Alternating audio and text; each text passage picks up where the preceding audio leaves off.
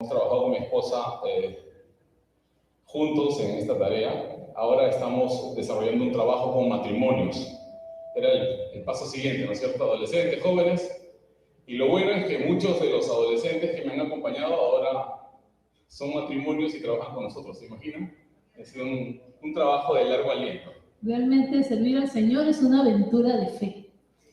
Hay cosas que aparecen en el camino y el Señor dice, aquí está, esto es lo que te tengo para ti. Nosotros pensábamos que íbamos a seguir un buen tiempo con jóvenes. Ya habían pasado 15 años y de pronto Dios empieza a cambiar cosas en nuestro corazón.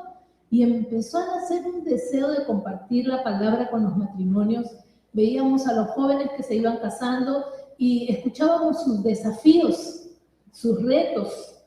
Y empezamos a tener mucha carga por ellos. Y un día de pronto nuestro pastor nos dice, ¿han pensado ustedes en los matrimonios? Necesitamos a una pareja que se encargue de los matrimonios. Nos miramos y dijimos, uy, creo que Dios está en el asunto. Así que empezamos a trabajar con matrimonios, dejamos a los jóvenes y empezamos a trabajar.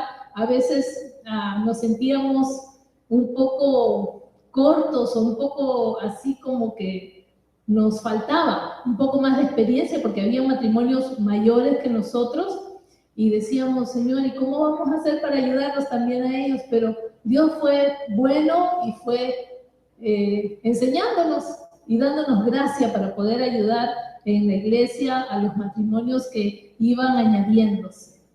Eso ha sido bueno, en el Señor hemos ido creciendo. Bueno, me dicen, 40 minutos, ¿no? Me dicen, por favor, con confianza, que nos hemos acostumbrado al reloj, ¿no?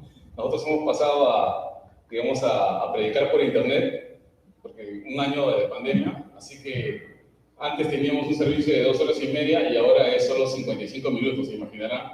Que nos ha ajustado mucho en el tiempo, así que nos hemos adaptado a esa nueva realidad. Muy bien, vamos a orar para que el Señor nos dirija y podamos compartir con ustedes lo que el Señor ha puesto en nuestro corazón. Padre, te damos gracias de todo corazón en esta mañana porque tú nos diriges, estamos a tus pies. Como familia, como pastores, como ministros, venimos, Señor Dios, para ministrarte a ti, para darte toda la gloria, para darte toda la adoración, para rendir nuestro corazón, para que tú siembres tu buena palabra y demos fruto a 30, 60 y a 100 por uno, como tú siempre quieres. En la gracia de Jesús. Amén. Muy bien. Nosotros nos toca hablar sobre el carácter de Jesús y los desafíos ministeriales. ¿Por qué hemos conectado estos pensamientos? ¿Por qué es importante? Bueno, hoy quiero decirles de que en este trabajo ministerial, que tenemos más de 30 años sirviendo al Señor, hemos visto que muchos han empezado y pocos están terminando la carrera. Pocos terminan la carrera. La batalla no es fácil. ¿Por qué algunos ministros se quedan en el camino? ¿Por qué algunos renuncian al ministerio? ¿Por qué algunos ven el ministerio como una carga, como un gran trabajo? Hoy día vamos a ver cómo el Señor nos desafía a que podamos descansar en Él. El modelo para sostener el ministerio de Jesucristo, y por eso vamos a leer Mateo capítulo 11, del 25 al 30. Ahí vamos a basar nuestra reflexión, ahí vamos a ministrar, digamos, según la palabra. Cariño, ¿puedes leerlo? Lo vamos a leer nosotros en la versión Reina Valera del 60. Se entenderán por la edad. Estamos acostumbrados a esa versión. Muy bien, dice la palabra de Dios, Mateo 11, 25 al 30. En aquel tiempo, respondiendo Jesús, dijo, Te alabo, Padre, Señor del cielo y de la tierra, porque escondiste estas cosas de los sabios y de los entendidos, y las revelaste a los niños. Sí, Padre, porque a ti te agradó. Todas las cosas me fueron entregadas por mi Padre, y nadie conoce al Hijo sino al Padre, ni al Padre conoce alguno sino el Hijo, y aquel a quien el Hijo lo quiere revelar. Venid a mí, todos los que estáis trabajados y cargados, y yo os haré descansar. Llevad mi yugo sobre vosotros, y aprended de mí, que soy manso y humilde de corazón, y hallaréis descanso para vuestras almas, porque mi yugo es fácil y ligera mi carga. Aquí queremos conectar entonces la humildad de Jesucristo como modelo para nosotros con el descanso en el trabajo ministerial. y, por supuesto, con la revelación de su presencia en nuestras vidas como ministros. La humildad es fundamental. Así que el primer punto que vamos a desarrollar es: Jesús adora al Padre por revelarse a los humildes. O sea, Dios se revela a los humildes a través de Cristo. Ese es el primer punto que debemos desarrollar con ustedes. ¿Por qué es importante? Hemos venido reflexionando sobre esta faceta de descansar en Cristo, si no la carga se hace muy pesada. ¿Por qué algunos ministros colapsan emocionalmente? He atendido pastores que tienen crisis de pánico, ¿ya? Tienen ataques de ansiedad, tienen problemas de los nervios y algunos están abandonando el ministerio o han comenzado a tener problemas entre esposos, han comenzado a tener conflictos en su vida familiar, no solamente, digamos, el problema emocional que embarga al hombre, sino también trasciende a la esposa y a los hijos. Otra cosa que hemos visto es que como ministros, muchas veces el amor que sentimos por la gente hace que nos sintamos cargados por los problemas que nos comparten, que recibimos de ellos y que a veces quisiéramos solucionar, pero en nuestras fuerzas no podemos. En realidad es la obra del Espíritu en cada individuo. Por eso vamos a definir la palabra humildad, para que tengamos bien claro qué habla el Señor cuando nos desafía a aprender de Él a ser humildes, ¿no? Para recibir la revelación profunda, en este caso, del Padre y del Hijo. El término humilde... El término humilde se refiere a que no hace ostentación de sus virtudes, que es inferior. En este caso, el diccionario dice especialmente de clase social inferior. Ya, esta segunda definición la Biblia no la usa, solo lo dice para que vean que algunos usan la palabra humilde para hablar de su condición económica. La Biblia plantea humilde como una persona que no hace ostentación de sus virtudes o de sus capacidades o las habilidades que ha recibido de Dios. En este sentido somos claros con Jesucristo porque hay otra definición sobre humildad que es importante que la tengamos en mente. Etimológicamente procede de la palabra latina que quiere decir humilis, que quiere decir que es hecho de la tierra, que procede de la tierra, ¿no? Deriva del latín que indica tierra y básicamente quiere decir que es una persona dócil, obediente, sumiso, modesto y en este caso de buen carácter. Esa es una persona humilde. Es importante de que para que tengamos un contacto especial con Cristo, esa riqueza de comunión para que vivamos la vida del Señor, necesitamos ser humildes. Es un requisito indispensable y lo podemos aprender, porque Jesús dice: yo soy manso y humilde de corazón. Aprended de mí, que soy manso y humilde de corazón. Hay personas que en algunas ocasiones he escuchado y dicen: no, es que eso de humilde no va conmigo, me cuesta, no puedo, yo soy así. Pero aquí la palabra de Dios nos está exhortando, ¿no? Y nos anima y dice: aprended de mí. O sea, Jesús sabía que podíamos aprender. Parece difícil, pero sí se puede. Y es una cualidad del carácter que el Espíritu forma en nosotros. La va desarrollando a la imagen de Jesús. Así como crecemos espiritualmente, también podemos crecer en humildad. Les quiero decir algo, esto no quiere decir que uno no reconoce las habilidades que tenemos. De repente uno es un buen músico, un buen cantante, tienes buenas habilidades, pero lo sujetas a Cristo. No haces ostentación, no te crees mejor que otro, porque Jesucristo dice: yo soy manso y humilde de corazón. Entonces Él no se está exaltando por ser manso y humilde, está reconociendo quién es. Y los ministros deben reconocer los talentos y los dones que les ha dado el Señor, las capacidades que han recibido por obra del Espíritu Santo. Porque el Espíritu de Dios nos va formando y nos va capacitando. Así que es importante de que entendamos que la humildad es una pieza fundamental a lo largo de nuestro desarrollo ministerial. Así es.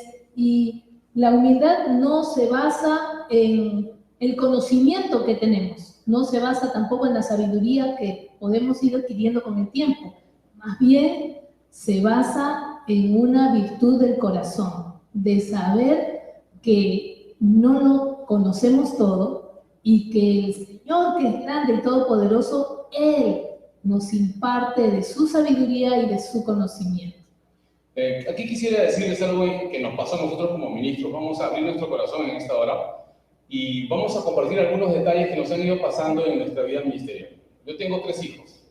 Con mis 2 hijos mayores he tenido una vida espiritual normal. Como siempre dije, los educas bien en la infancia y la pasas bien en la adolescencia. Y en la juventud cosechas.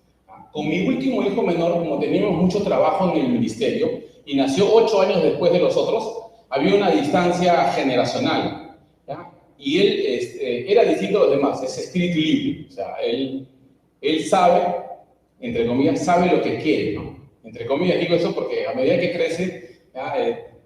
Digamos, y nos agarró en una etapa en que nosotros teníamos mucho trabajo, ¿no? Entonces, lo llevamos a la iglesia y estaba en la iglesia con nosotros, pero andaba corriendo pues, por la iglesia, ¿no? Haciendo sus travesuras.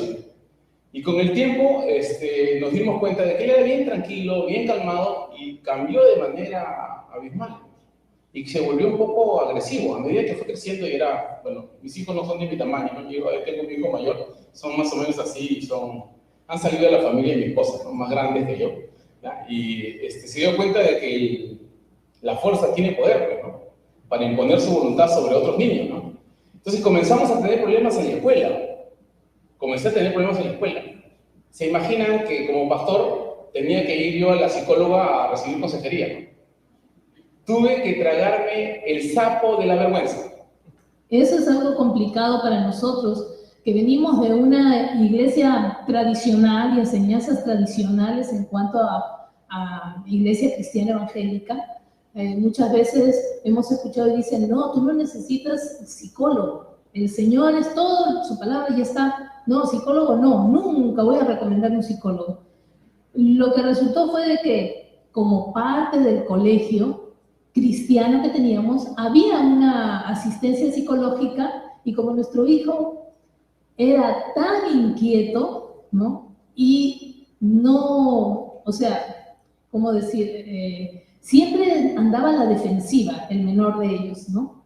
Entonces, cada día, en la libreta de control, no sé si ustedes recuerdan, en una libreta donde los profesores anotaban las cosas para que los papás leyéramos, todos los días, pastores amados, siervos, todos los días venía algo. Señora, su hijo le pegó a la niña Ruth, hable con él. Al día siguiente, señora, su hijo rompió el cuaderno de fulano de tal, hable con él. Fueron tantas que luego la psicóloga puso, se cita a los padres de Rodrigo mañana a las 9 para hablar asuntos de su hijo. Y tuvimos que asistir. A veces uno piensa, yo soy pastor, yo sé lo que tengo que hacer, y a veces tengo que decirle, yo he sido profesor de colegio también, y he atendido a pastores cuando he sido soltero, ¿no? Y a veces los pastores tienen sus explicaciones por qué sus hijos son así. Entonces yo comencé a pensar y digo, ¿ahora qué voy a explicar? Los hechos hablan por sí mismos. Él está pegando a sus niños, a los otros niños, y yo no estoy regulando esa conducta. Sin embargo, no me interesó mi prestigio como pastor, no me interesó mi reputación, me interesó el alma de mi hijo. Porque a veces uno maquilla las cosas y uno tiene que ser humilde. ¿Sabes qué? No lo estoy manejando bien. Tengo que aprender. Y ¿saben qué? A veces saltan los prejuicios, porque la psicóloga era soltera. Yo pensaba, ¿qué me va a enseñar la psicóloga si es una mujer soltera, ¿no? Sin embargo, decidimos con nuestra esposa ir y no refutarle nada, ¿sabes? No voy a justificar lo que pasa, voy a ser humilde porque me interesa el alma de mi hijo. Es más importante que mi ministerio, que mi trabajo, y aún es más, cuando yo llegue al cielo, Dios va a pedirme cuenta de mi familia, va a ser lo más importante, ¿cierto? ¿Cómo fue con tu familia? No fue fácil, pastores, fue un poco humillante, no lo voy a negar, pero Dios fue bueno. Recuperamos a nuestro hijo, porque le dimos el tiempo. No le decíamos a él, ¿por qué te portas así? Mire que nosotros somos pastores. Porque él va a pensar, ustedes están pensando en ustedes, no en mí. Una vez que comenzamos a trabajar con él, Dios cambió su corazón. Así fue. Muchas veces hace falta tiempo y atención. necesitábamos, en el caso nuestro, necesitábamos pasar tiempo con Rodrigo. Ahora ya tiene 16. Ya tiene 16, está muy bien en el Señor, ¿no? Lo vemos bien firme en Cristo y eso nos causa mucha alegría. Siempre he sido bien curioso, Rodrigo. Les cuento una anécdota. Mi suegra les contaba a veces historias, cuando vivíamos con ella, le contaba historias y lo invitaba a aceptar a Jesús cada noche, ¿no? Y una noche Rodrigo le dice a la Tati que le decimos, le dice, no, hoy día no voy a aceptar a Jesús en esta noche. Y mi suegra se horrorizó, ¿no? Y me dijo, Rodrigo no quiere aceptar a Jesús. Y yo, Rodrigo, entonces, ¿por qué no quieres aceptar hoy día a Jesús? ¿Que hay que aceptarlo todos los días? Entonces eso me daba pie de que él estaba entendiendo el Evangelio. Pero aquí viene el desafío. Dios tiene que revelarse a nosotros en los momentos difíciles. Cuando nuestras emociones están afectadas, cuando estamos siendo afectados por lo que pasa, podemos perder la objetividad de ser humildes delante del Señor. Hay que ser honestos delante de Dios. No lo sé manejar. Voy a arrodillarme delante de ti. Voy a reconocer que tú eres Dios, que tú eres Señor y eres Salvador. Le voy a decir que yo tengo 8 años de teología. Estudié en un seminario, de la iglesia y estudié en un seminario de la universidad, a nombre de la nación. Pero esto no te enseñan en la universidad. No te lo enseñan. Los teólogos no te enseñan esto, porque es una cuestión de familia. Te dan consejos, es cierto, pero hay situaciones prácticas que necesitas que Dios se te revele. Necesitas tocar el trono de Dios y decir, Señor, hoy nos agarramos de ti, ayúdanos. Tú tienes que hablarnos, revélate a nuestra realidad. ¿Y a quiénes se revela el Señor? En este caso dice, escondiste estas cosas de los sabios y entendidos, dice el verso 25. O sea, no es necesariamente porque tienes capacidad o porque tienes un grado académico. No estoy menospreciando, porque nosotros creemos en estudiar. Nosotros el año pasado estudiamos un diplomado con mi esposa en consejería familiar, ¿no? En clínica pastoral. Llegamos a un seminario en una universidad y fue interesante crecer en cuanto a cómo aconsejar, cómo llevar terapias familiares, tener cierta técnica, digamos, para manejar el trato con las personas. Pero eso no nos exonera de arrodillarnos delante de Dios y reconocer las cosas que necesitamos de Él. Los ministros que no permanecemos en la presencia de Dios, vamos a llevar la carga del ministerio y puede aplastarnos. Corres el riesgo de que pierdas hasta la salud por causa del peso de la obra. Muy bien, vamos a continuar. Le voy a contar otra anécdota, ¿no? Otra anécdota que me pasó mucho con mi esposa en esta etapa de relación. Cuando yo trabajaba con jóvenes, paraba en la calle. O sea, yo, como trabajaba con jóvenes, tenía un carro, paraba en la calle, iba a jugar fútbol con los jóvenes, evangelizamos mucho, hacíamos muchas tareas con los jóvenes, y yo paraba en la calle, salía temprano y regresaba tarde. Y no me daba cuenta que llegaba una etapa en que mi esposa necesitaba de mí.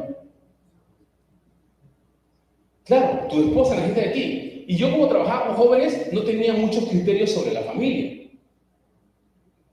Sí tenía lo que me habían enseñado en el seminario, pero hay cuestiones que aprendes por revelación en el hogar, por la experiencia y las vivencias que tienes. El Señor te habla. Y por las necesidades que se presentan en el hogar. Entonces eso despierta tu corazón para buscar cómo suplir y solucionar esas necesidades. Correcto. Entonces, mi esposa estaba con 2 hijos menores y yo salía, pues, como les decía, a hacer una serie de actividades. Llegaba tarde. Llegaba a cenar, a ver un programa deportivo y a dormir. Y si había sexo, amén, ¿no? Terminaba el asunto. Sin embargo, no voy a negar que un día yo iba a comer y escuché literalmente la voz de Dios. No vas a aprender la televisión, vas a escuchar a tu esposa. Yo pensé, dije, pero Señor, ¿cierto? ¿Cuánto va a hablar? Cuando mi esposa habla cualquier cantidad, sí, a mí me encanta. Me encanta hablar a mi esposa. ¿Ya? Entonces, digo, Señor, no le digo, no soy mártir, soy pastor. Y apagué la televisión después de comer y mi esposa le digo, ay, ¿cómo te fue? Y mi esposa empezó a contarme, y le digo, cariño, simplifícame la vida. Solo quiero que me cuentes qué te pasa a ti. ¿Qué sientes? ¿Qué piensas? Solo qué te pasa a ti. No me cuentes si viste una película, porque mi esposa me cuenta la película hasta con comerciales. O sea, ¿ya? Lo que yo necesito es que tú me hables. Así empezó. Así empezamos. Comenzó mi esposa a hablarme y lo primero que comenzó a decir son las cosas que no le gustaban de mí. Recuerden que cada cierta etapa hay una readaptación familiar, ¿no? Y eso hay que decirlo, lo he aprendido con los años y he tenido que ir a escuchar a otros ministros sobre familia. Nos fuimos readaptando. Cada 5 o 10 años tienes que readaptarte en la relación familiar. Porque todos vamos cambiando. Y las circunstancias que nos rodean también van variando, entonces necesitamos ajustarnos. Y ser humildes delante de Dios. Los hombres a veces no les gusta escuchar lo que sus esposas les van a decir. Yo he atendido pastores, porque ahora ya atiendo pastores, he atendido pastores que están ahí y su esposa lo lanza al ruedo en una. Me dice, o sea, como decimos, lo desnuda delante del consejero. En una dice, él hace esto, ¿no? Él hace... Yo les escucho y ya he aprendido con los años a cómo regular esa comunicación para que no acabe en conflicto. Ya he aprendido con los años y con la terapia cómo debemos manejar, pero algunos pastores que son de la misión me conocen, hasta se avergüenzan, ¿no? Porque su esposa, como decirle, estoy delante de otro pastor y ahora él va a saber mis debilidades. Y a veces las esposas son tan espontáneas que sueltan debilidades muy grandes, ¿no? Claro que lo hacemos con el deseo de ser ayudados, ¿no? Entonces, hemos aprendido a manejar eso. ¿Cómo lo manejamos? Sin que su esposo quede en ridículo y en vergüenza. Porque de todas maneras la mujer se sujeta al marido y tiene que tener respeto por él. Y la palabra griega de Efesios cuando dice respeto es que le guarda admiración. Porque si no en su corazón su esposa lo va a menospreciar, ¿no? Un pastor que tuvo un problema, lo digo con mucha reserva, yo he atendido varios pastores, a sus hijos, y había una jovencita que ella vino a mí y me dijo, ¿sabes qué pasa esto? Fulano de tal va a visitar a la casa y no solo nos besamos, estamos teniendo ciertas caricias indebidas. Entonces yo le dije, tienes que decirle a tu mamá. Si no le dices tú, puedo acompañarte para hablar con ella y explicarle este asunto. Porque le digo, el chico es de la iglesia, sí. ¿Tu mamá confía en él? Sí, eso es más peligroso todavía, le digo. ¿Ya? Porque tú no le vas a poner límites. Cuando fuimos, porque hay que hablar con los padres, fuimos, bueno, yo tenía 20 años menos que ahora, ya, se me hizo difícil, pero sin embargo, empieza el conflicto con el padre, ¿no? Cómo manejar la vergüenza que su hija lo ha expuesto. Y yo le expliqué, aparte, que era más importante su hija que la vergüenza. Escúchenme bien.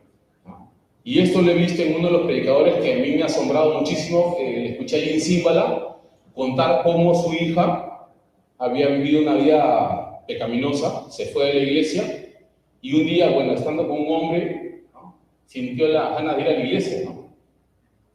Él había puesto su cargo a disposición de los ancianos. Es interesante. Él dijo, mira, ¿sabes qué? Mi hija se ha ido de la casa y creo que mi autoridad como ministro no va a ser, digamos, la adecuada. Los ancianos deliberaron y dijeron que no, porque su hija se ha ido, ya no está bajo tu cargo. Y así que su hija ese día se sintió pecadora y vino a la iglesia. Y él desde el púlpito le dijo, vio a su hija entrar y le dijo, te amo. Si hice algo para humillarte, para dejarte en vergüenza, te pido perdón. Su hija pasó al altar, se consagró con Cristo y ahora es casada con un ministro. Porque eso hace Dios. A veces tenemos que ser humildes. No importa el escándalo, no importa la vergüenza. Tenemos que rodearnos y decir, Señor, tú tienes todo bajo control. Así que necesitamos descansar en Él y que Él se revele a nosotros de manera profunda y directa. Cuando hay dificultades, aquí, cuando dejamos de ser como niños. ¿A quién se revela el Señor? A los niños, porque los niños son sencillos, son humildes, aprenden a perdonar rápido.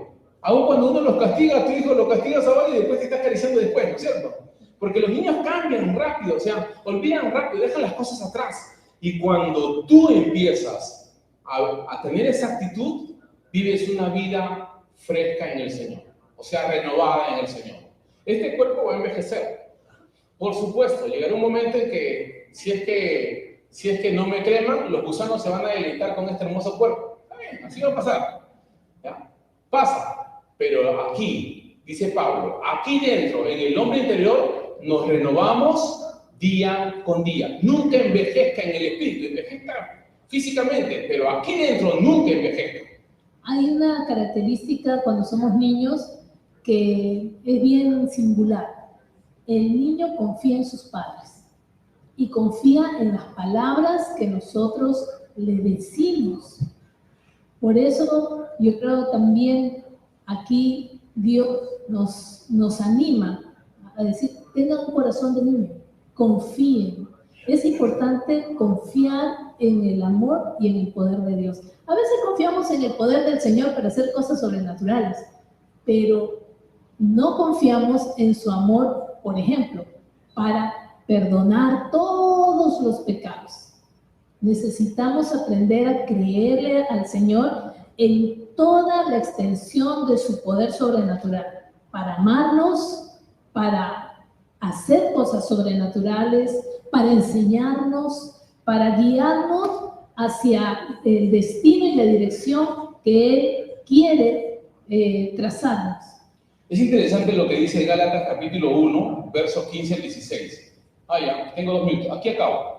Pero cuando agradó a Dios, que me apartó desde el vientre de mi madre y me llamó por su gracia a revelar a su Hijo en mí para que yo le predicase entre los gentiles. Dios quiere revelar a Jesucristo a través de nosotros. Quiere que seamos su corazón, que seamos su voz, que seamos sus brazos. Dios quiere de todo corazón que como ministros reflejemos esa vida.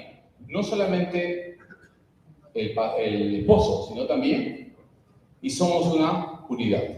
Quiero cerrar con esto. Una vez que hablábamos con mi esposa, ¿saben qué pasó? Después que dimos tiempo para conversar, mi esposa dejó de quejarse. Y podía quejarse con razón. Se acabó. Eso fue, no digo un milagro, pero fue un momento de gloria. ¿Saben por qué acabó? Porque yo obedecí a Dios. Escúchenme bien. Porque obedecí a Dios. De ahí hemos hablado intensamente. Hemos hablado y nos hemos enamorado más. Estamos como adolescentes, imagínense.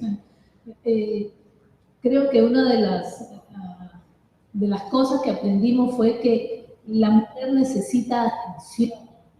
Entonces, si su esposa siente que es importante lo que tú dices o lo que ella dice para ti, entonces va a sentirse apreciada y entonces no se va a quejar porque va a sentirse valorada, ¿no? Las cosas que conversamos con nuestros esposos, a veces algunos dicen, no tiene importancia, pero cuando vemos que el esposo escucha con atención, que entiende y que nos pregunta acerca de lo que le estamos hablando, eso nos hace sentir que somos importantes para ellos, somos importantes para el esposo.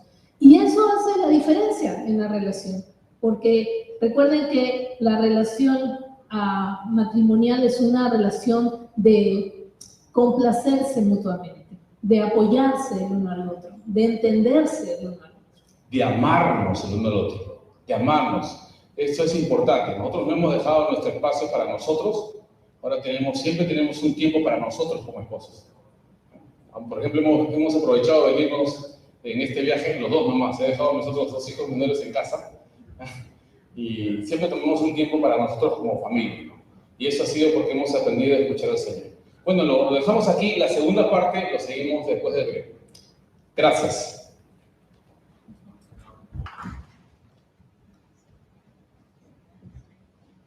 Mientras se van acomodando,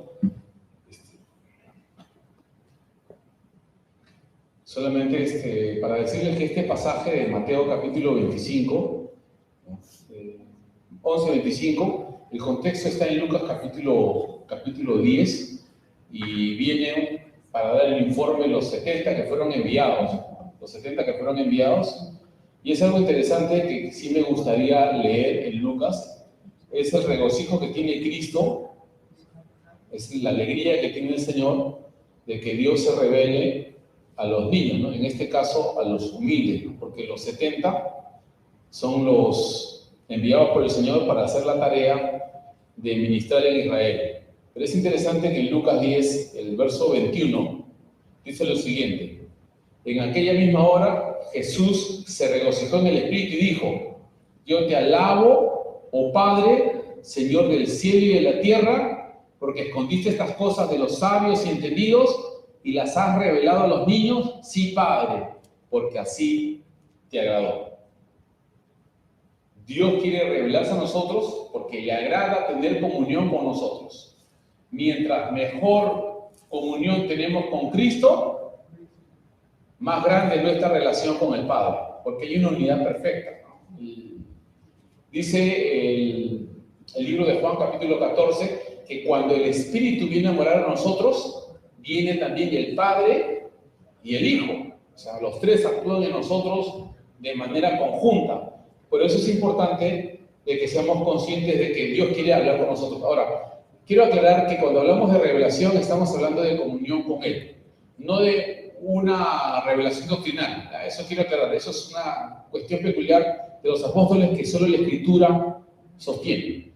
Más bien me refiero a revelación como relación del Señor con nosotros, en su amor, en su bondad, en su fortaleza, en enriquecer nuestra conciencia a través de la Biblia, ¿no? Enriquecer las verdades que el Espíritu Santo trae a nosotros. Muy bien, seguimos.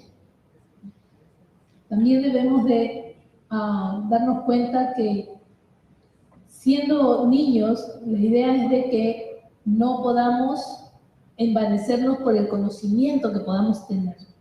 Necesitamos cuidar nuestro corazón. Segunda de Corintios, capítulo 12, verso 7. Segunda de Corintios, capítulo 12, verso 7, nos va a decir el apóstol Pablo: y para que la grandeza de las revelaciones no me exaltase desmedidamente, me fue dado un aguijón en mi carne, un mensajero de Satanás que me abofetee, para que no me enaltezca sobremanera. Aquí viene el equilibrio.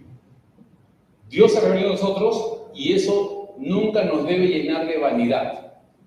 ¿Está bien? No debemos perder la sencillez y el buen trato con los que amamos. Eso debe ser, digamos, una bandera en el corazón de los pastores. La sencillez debe mantenerse por el resto de nuestra vida. No somos mejores ni superiores a los demás si es que Dios nos usa de manera extraordinaria, ¿no? Justo me dijeron que iba a venir la pastora Carmen Gil. No la he visto, pero les voy a contar un milagro que vimos a través del ministerio de ella cuando fue a predicar a nuestra iglesia. Había una niña en esa época, ahora es señorita ya, ha estudiado en la universidad, es asistente social, pero en esa época ella tenía problemas de retardo. Literalmente, retardo y compulsión. Tú te das cuenta porque no es una niña normal, tú la ves y está... Andaba medicada. Correcto, y andaba medicada, ¿no? No era una niña normal, o sea, y tenía convulsiones. Tenía epilepsia. Tenía epilepsia. Sí. Y bueno, en las conferencias que nosotros teníamos duraban 10 días, ¿se imaginan? 10 días la conferencia, y venían de todas partes del Perú y se quedaban a dormir en la iglesia. O sea, era una situación bien interesante. En otro momento se los voy a contar cómo era ese asunto. La cosa es que en esa conferencia era mañana, tarde y noche. Y por 10 días, se imaginarán. En una de esas conferencias, la hija de la hermana se pone mal y lo lleva al hospital. Y como no tenía ya dinero, los diáconos hacen una bolsita, una colecta, y le entregan el dinero. Entonces, la doctora le dijo a ella ya que su hija estaba a riesgo de vida. Y ella decidió sacarla del hospital y llevarla a la iglesia. Porque ella dijo, esta es mi última esperanza. O se muere en el hospital, mejor la llevo a la iglesia, es mi última opción, para que Dios haga un milagro. La llevó a la iglesia. La pastora Carmen fue la que ministró, y mi esposa la ayudó a la mamá para que la lleve, ¿no? Oró por ellas. Después de eso, la niña que estaba así, se despertó. Y les digo, empezó una evolución en su vida. Imagínense que terminó como asistente social, estudió en la universidad. Sí, los doctores habían dicho que por causa de tantas convulsiones que había hecho la niña, su cerebro entonces había quemado muchas neuronas y por eso le había venido el retardo. Entonces, era probable que ella no podría estudiar en la universidad, no podría estudiar ni siquiera en la escuela, porque su cerebro había sido afectado por esas confusiones que le daban. Pero ese día en la iglesia, como decía Willy, eran varios días de conferencia y la hermana era una mujer de oración y de fe. En el hospital ella recibe esa noticia y le dicen, quizá tu hija muera. Entonces, yo recuerdo que la hermana me contaba que esa noche en el hospital se tiró al piso y le dijo al Señor, Señor, si tú me la vas a, ¿cómo se dice? Me la vas a conceder, entonces yo voy a saber que tú la vas a sanar. Pero si tú no la vas a sanar, Señor, entonces yo te la entrego a ti. Haz lo que tú quieras. Y lloró esa noche. Sobrevivió la noche. Y entonces esa mañana la lleva a la iglesia. Y ahí es donde la pastora Carmen Gil es usada por el Señor para traer sanidad sobre Grecia. Hemos visto ministerios poderosos obrando milagros en el Señor, pero que empezaron bien y después comienzan a haber problemas, ¿no? Estábamos hablando con unos pastores y el pastor me dijo, mira, lo he contratado a fulano de tal para que venga, pero me ha dicho lo siguiente, que si es predicación nomás, la ofrenda es tanto, pero si es con milagros, es más todavía. ¿Te dijo eso? Olvídate de él, le digo, ni lo invites, invítalo, porque este asunto ya no está correcto. Porque de gracia recibida es de gracia. No estoy diciendo que no se dé la ofrenda, por si acaso, no es la idea. Sino es que se está tergiversando la situación. Se está tergiversando. Y bueno, el Evangelio en Lima ha crecido muchísimo. Ha crecido muchísimo. Sin embargo, han habido algunos escándalos mayúsculos con ministros. Bueno, hace 2 años se descubrió a un pastor que estaba teniendo concubinas, porque dice él era como el rey David. Si él era como el rey David, entonces podía permitirle. Y lo más dramático es que los ancianos de la iglesia y los líderes todos guardaban silencio. Y su esposa también conocía el asunto y su esposa ministraba con él, o sea, lo apoyaba en la obra. Entonces, consintieron esa situación. Los periodistas se enteraron. Fue un escándalo público. Salió en la televisión. Wow. Pusieron su nombre como sinónimo de Satanás. ¿Ya? Fue un escándalo, fue una vergüenza pública. Comenzaron a atacar a la iglesia por los diezmos, la clásica, ¿no? Los primeros que agarran el texto son interesados, son asaltantes con Biblia, vienen con Biblia a pedirte plata, y comienza un desprestigio terrible fue a nivel nacional.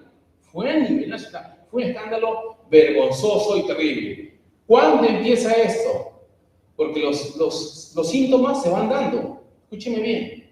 Esto se nota, pero tenemos que manejar la madurez para decirle, ¿sabes qué, hermano?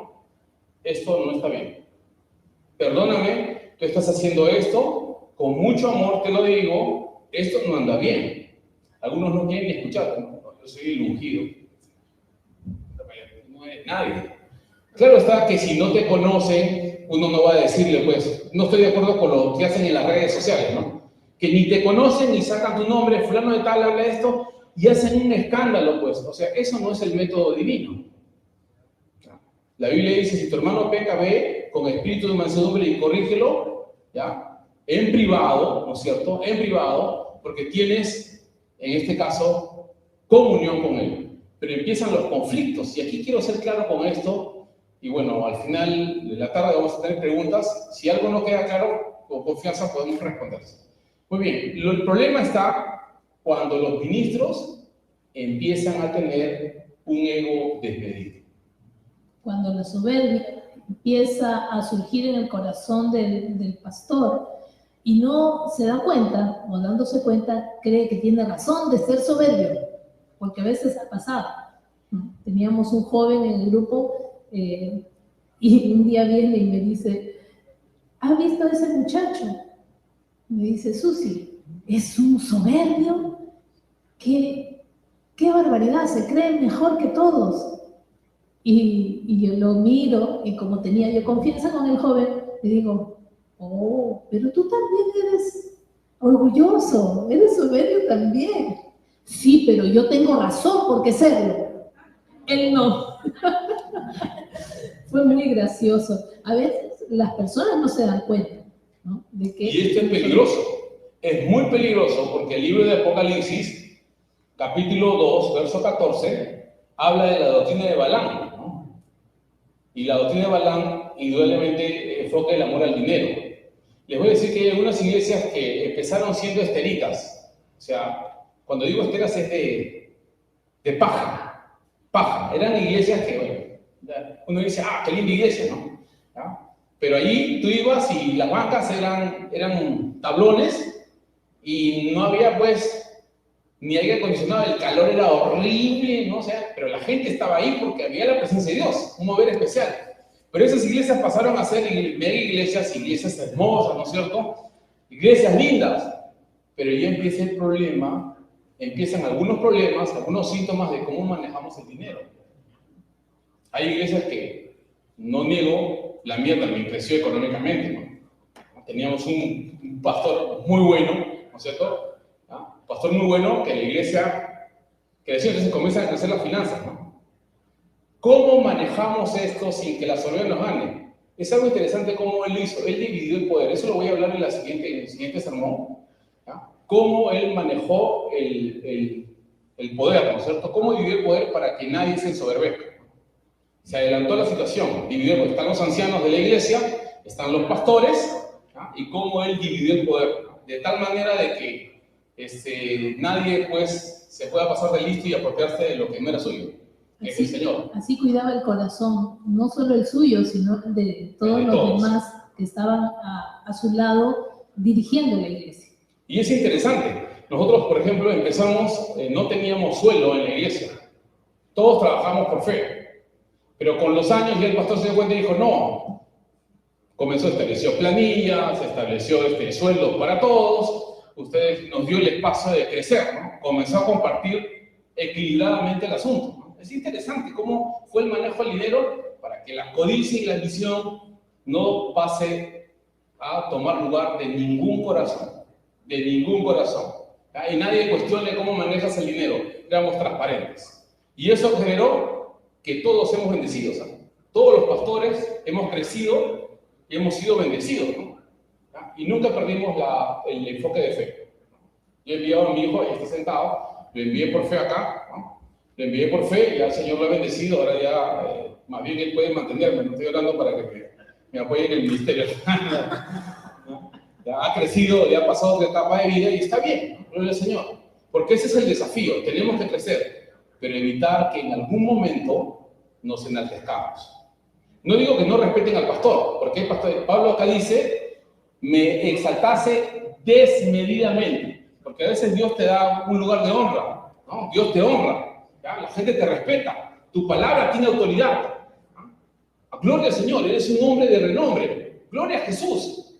Ya, como dicen algunos, tu nombre se volvió una marca, ¿no? Ya la gente te conoce, ¿no? Eres como Nike, ¿no? Puede pasar eso, gloria al Señor, todo para el Señor. Lo que necesitamos es mantener la humildad, para que el enemigo no nos destruya en el camino, para que no destruya la obra que empezamos. Había una iglesia grande, que el ministro había adulterado. Entonces los ancianos, para que no haya escándalo, lo guardaron en silencio. Lo guardaron en silencio. Al final él dividió la iglesia al saber que iba a perder el poder y no quería sujetarse a la autoridad de los ancianos, dividió la iglesia, ¿no? Y se fue con la mitad de la iglesia. Y es una iglesia grandísima. ¿Por qué pasa eso? Porque perdemos la revelación y el modelo de Cristo para ser humildes. Eso pasa. Por eso necesitamos mantenernos humildes. Y el llamado de Jesús hoy para nosotros es aprender de mí. ¿Y de qué nos va a guardar la humildad? No solamente va a guardar el corazón de las soberbias, pero también nos va a guardar de las herejías. Y también de los problemas sexuales. El pasaje de Apocalipsis 2:20 cuando se profetiza en la iglesia de Tiatira, habla de la profetisa Jezabel. Y miren lo que dice el pasaje, se lo voy a leer, es Apocalipsis 2:20.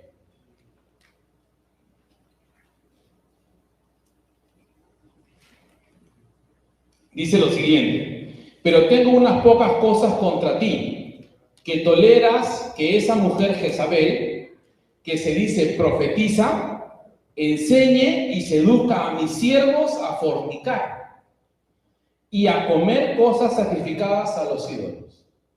Algunos ministros puede que en el camino se vuelvan profanos, ya no tienen respeto por las cosas santas, ¿no? Comen de los sacrificados a los ídolos. ¿Y qué pasa? Dice, y lo peor es que en este caso Jezabel es el ejemplo de seducción, no solamente en el campo de manipular a un hombre, como fue con Acab, ¿no? para dirigir el gobierno, sino en este caso también se abre las puertas a cometer pecados sexuales. Y hay un escándalo en ese campo.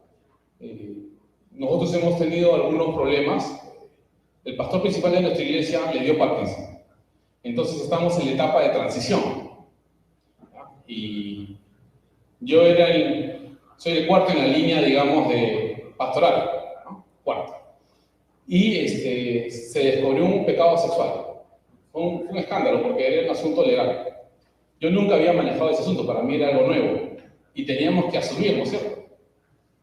Con el hijo del pastor que trabaja en la iglesia, teníamos que asumir, y los ancianos, nosotros teníamos que dirigir las reuniones y las conversaciones del problema interno, ¿no? Porque en cuanto a la misión, los ancianos de la misión iban a tratar, pero empezó, digamos, nuestro conflicto. Éramos novatos en esa situación. ¿Cómo lo manejamos?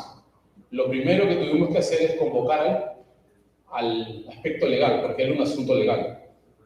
Había un problema legal porque había una acusación, una denuncia, y el asunto fue serio, porque tú eres cuestionado como ministro, ¿no? A todos se les cuestiona. ¿Cómo manejamos esto? ¿Cómo se mueve este asunto por un pecado oculto? Miren lo que dice el Salmo 19, ¿puedes leer, Susi? El Salmo 19, aquí está. El Salmo 19, 12 y 13. ¿Qué pasa cuando hay pecados ocultos, escondidos y se consienten? Nosotros tuvimos que exponer el asunto y tomar las medidas del caso. En este caso, el pastor, digamos, primero fue suspendido de sus funciones hasta que, digamos, se le dé la opción a la defensa, ¿no? Porque es normal. Nosotros no somos la ley. Tenemos que esperar que la ley dicte sentencia para el presunto, digamos, como dicen ahora, presunto delito. Muy bien. Salmo 19, verso 12 y 13 dice: ¿quién podrá entender sus propios errores? Líbrame de los que me son ocultos.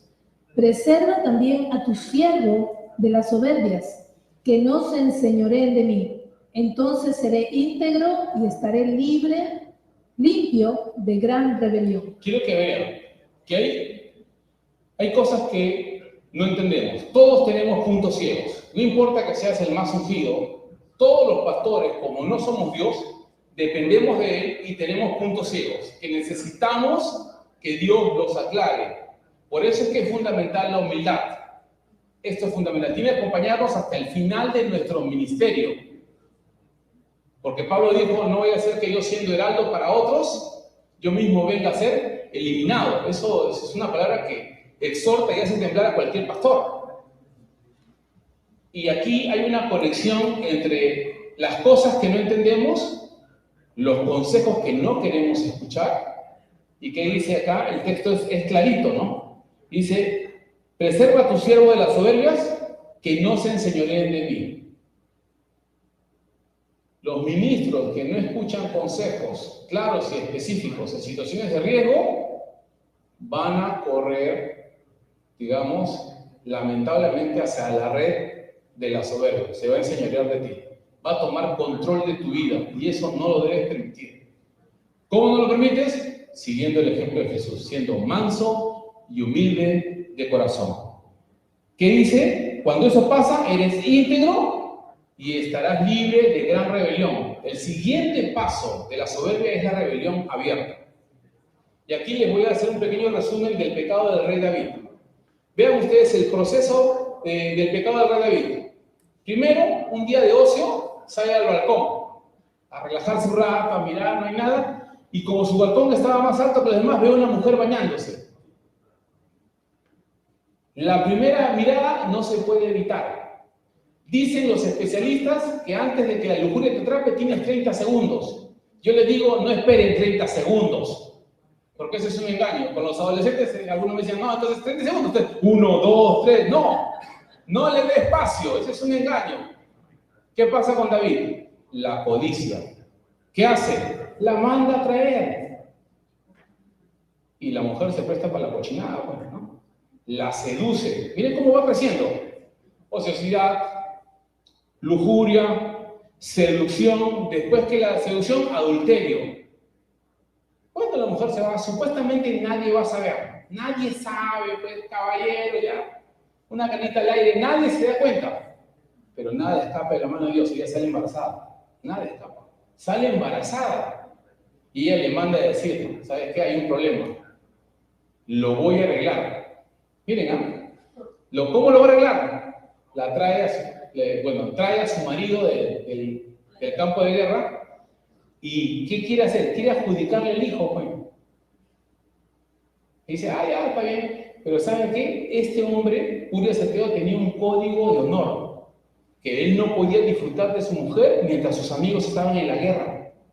Y ese código de honor le daba un nivel de integridad que David ahora no tenía. Porque así va a ser. A veces los que son soberbios van a pisotear a los íntegros. Porque eso hace la rebeldía. Muy bien. La primera noche le dicen, no fue a dormir. Entonces el engaño va creciendo, miren. ¿Qué pasa? Le dicen, lo vas a tomar. Pues bueno, hasta un par de copas, ya no va a tener mucho control de sí mismo, va a estar borrachito. Y no importa, la cosa es que vaya a su casa y duerma nomás, así no haga nada, le adjudicamos al hijo. Miren cómo va maquinando la solución del mal. Y aquí, él no va. Se da cuenta, reacciona en medio de la ebriedad.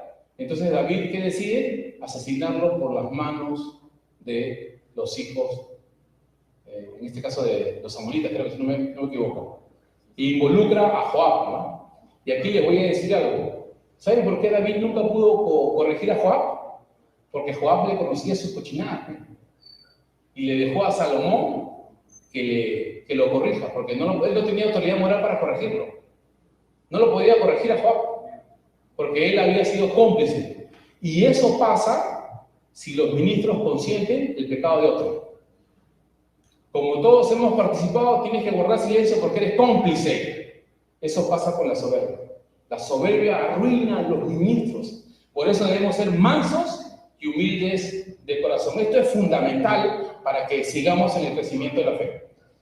Otra de las situaciones que se presentan como ministros, hablando de los pecados sexuales que pueden aparecer como tentaciones primero, y luego, pues, si uno cede a ellas, se convierte en pecado, es en cuanto al trato con las demás mujeres, ¿no? Y también el trato de las mujeres que somos ministros con el sexo opuesto.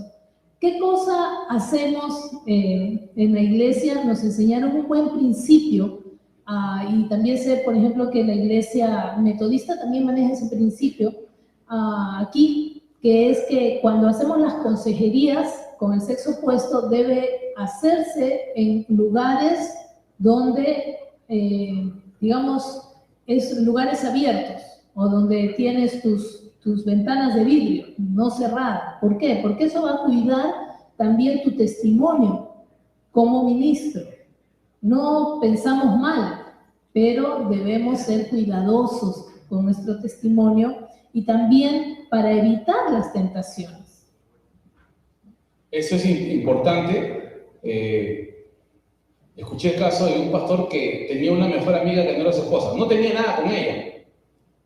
Pero eso no es correcto. No hay mejor amiga que para ti que tu esposa. No, que voy a pasar tiempo con mi amiga. ¿Qué? Tú estás hablándome claramente, le digo, sí es cierto, por ejemplo, nosotros hacemos consejería, pero yo nunca le abro mi corazón a una mujer. Ahí está Rosa Peña. Rosa Peña es la esposa de mi mejor amigo. Ellos se casaron antes y Rosa siempre me ha tratado como hijo, aunque yo, bueno, me ha tratado como hijo, siempre ahí está Rosita. Siempre me ha tratado como hijo, con mucho cariño, porque soy menor que su esposo, 11 años, ¿no? Y él era mi amigo y bueno, entonces me trataba con mucho afecto. Pero siempre hemos tenido una línea de límite en la amistad. ¿No? Una línea de límite en la amistad. Hemos tenido, sus hijos son amigos con mis hijos, y los hijos somos muy, digamos, no sé si le dicen, una pandilla, ¿no? Siempre estamos juntos, ¿no? Nos preferimos, ¿no? O sea, porque nos conocemos años, pero mantenemos límites, límites. Nunca le he contado, digamos, mis problemas personales a ella, nunca le he abierto el corazón a ella. Si lo voy a hacer, lo voy a hacer con un hombre, y lo hago con su esposa. Si en algún momento tengo una carga y necesito, ¿sabes qué? Necesito hablar con alguien, hablo con él. Porque las emociones son engañosas. Sobre todo si las situaciones que uno pasa tienen que ver con nuestra vida conyugal, con nuestra vida afectiva y sexual, no vamos a compartirla con alguien del sexo opuesto.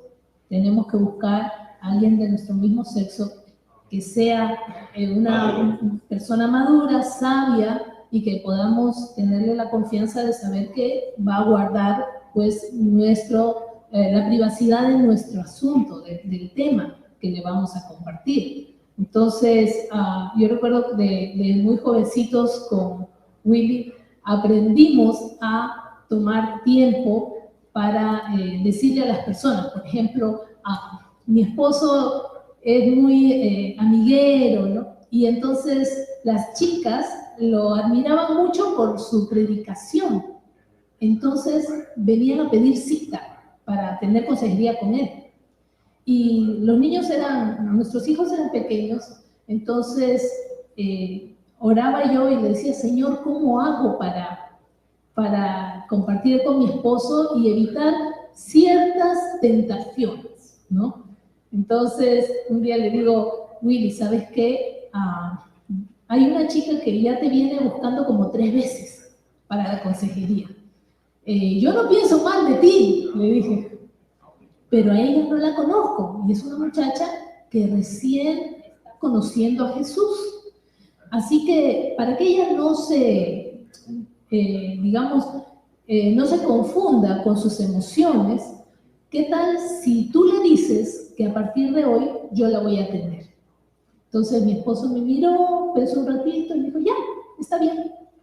Y la muchacha llegó a la iglesia.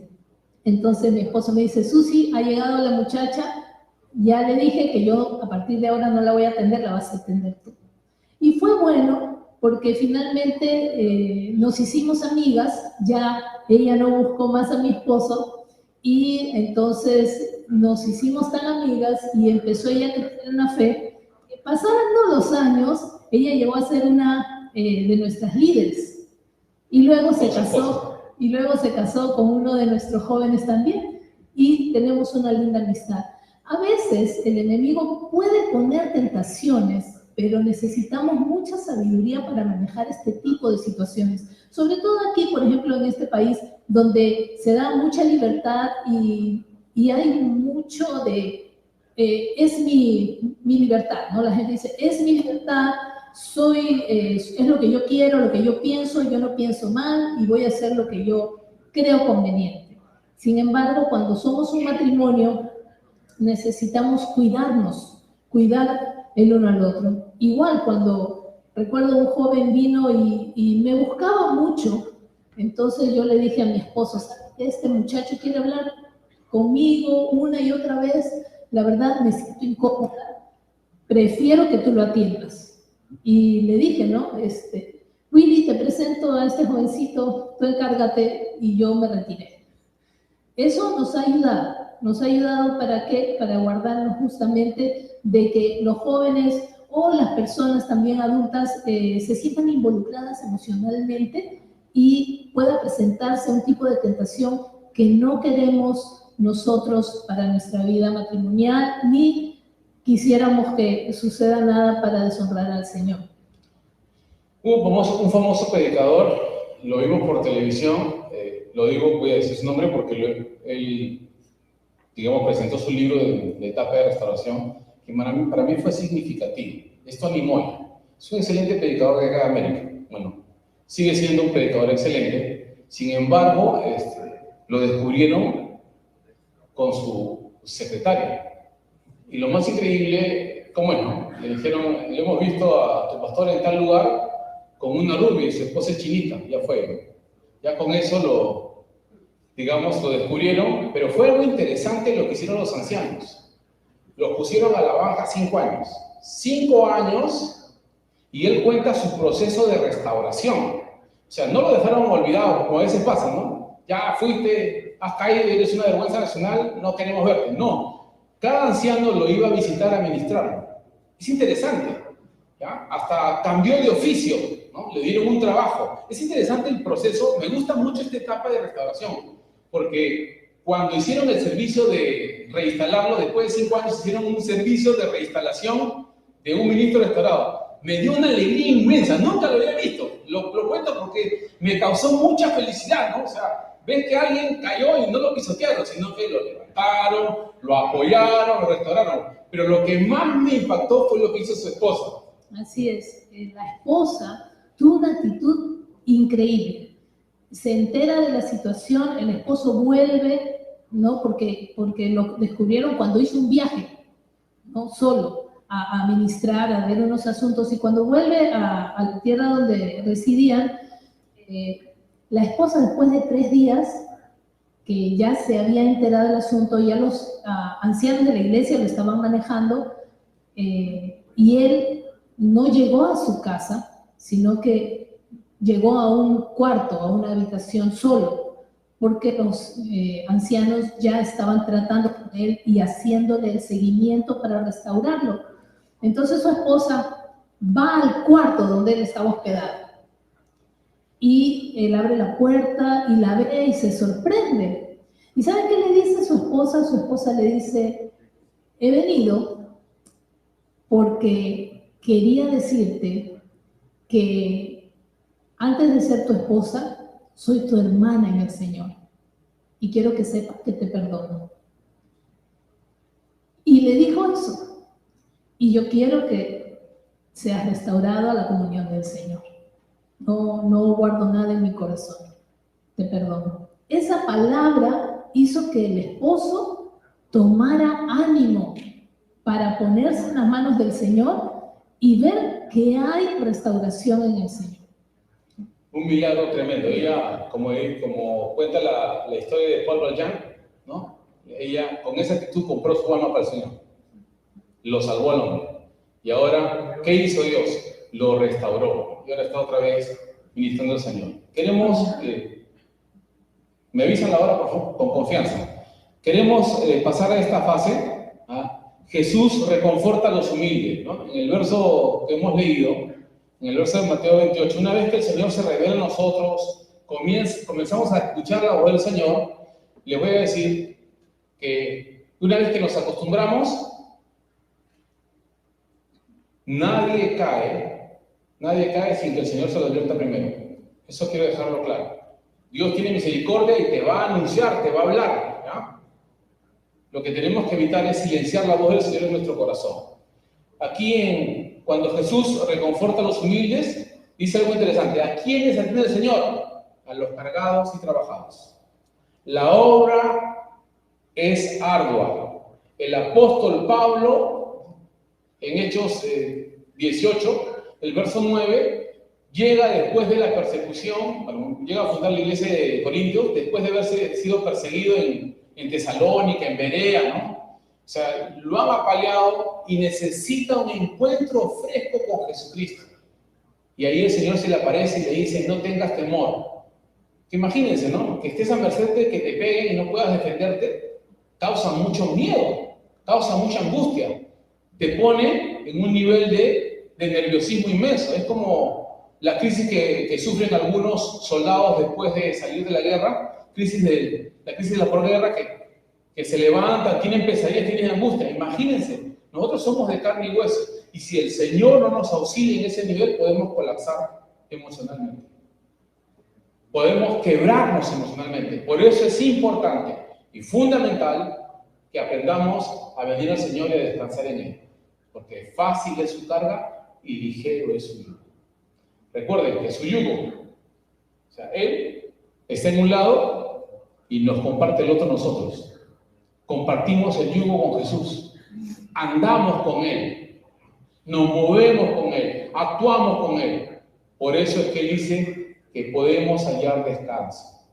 Hallar descanso. No permita que el trabajo lo haga colapsar. Paul Yong-gi Cho, bueno, que ya partió con el Señor, él cuenta en su libro que él quería hacerlo todo y tenía 50,000 miembros.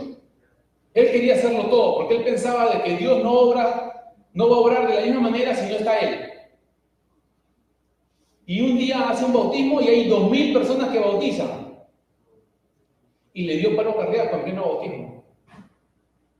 Después de eso, estuvo 10 años inhabilitado, digamos, para ejercicio físico. 10 años que tuvo que sujetarse al Señor, ¿no? Para que Dios siga obrando en él. ¿Por qué Dios trabajó en él? Porque había ciertos vestigios de soberbia que Dios tenía que corregir para evitar que el peso de la obra los destruya.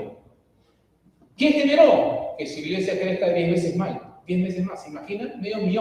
¿Quién puede atender 500,000? Yo leí el libro del CEO, ¿cómo se llama? Chief Ejecutivo, sí, el CEO, ¿no? Que es el jefe ejecutivo de la organización, ¿no? Que algunos estudiosos si no me equivoco, de Harvard, habían evaluado su ministerio porque es el hombre que más gente maneja, ¿no? Una organización que tiene un trabajo espectacular, pero tuvo que estar 10 años dependiendo plenamente del Señor para que Dios haga su obra extraordinaria. Dios quiere que descansemos en Él para que nada reste nuestro trabajo en Dios. Nada. Quiero terminar orando. Vamos a orar unos minutos. Quisiera que se pongan de pie. Me quedan unos minutos. Quiero orar para que Dios nos dé descanso. Francamente, tengamos descanso en Cristo. Nunca perdamos esa conectividad con el Señor. Nunca. Que podamos aprender a ser mansos y humildes de corazón y venir a Cristo. Escúcheme bien. Eso no acaba. Nunca va a acabar nuestro deseo de venir al Señor, de levantar nuestras manos y sentir su presencia y disfrutar de Él. Padre, en esta mañana, ruego de corazón por todos los ministros presentes.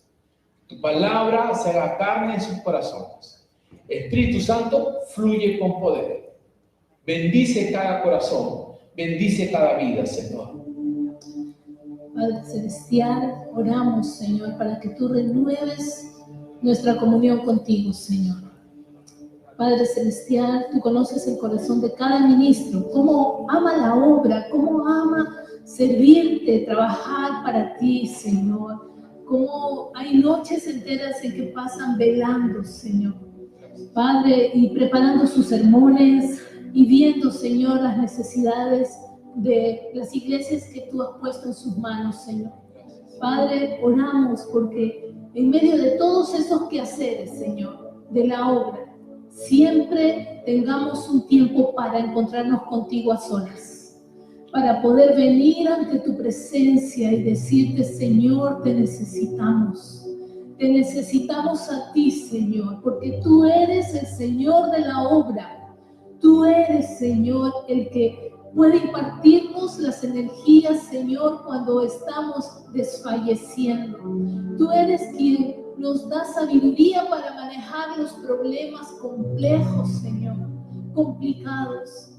Espíritu de Dios, venimos delante de ti, Señor, y oramos que tú renueves nuestra comunión contigo, que cada día podamos estrechar, Señor, nuestra amistad con tu Espíritu Santo, que podamos ser sensibles a la dirección de tu Espíritu, Señor, hablándonos a través de la Escritura, hablándonos en medio de los tiempos de oración, Señor, cuando hay cosas específicas que necesitamos oír de ti, Señor, para dar pasos de fe, para dar pasos firmes, Señor, en cuanto a las decisiones que debemos tomar, Señor.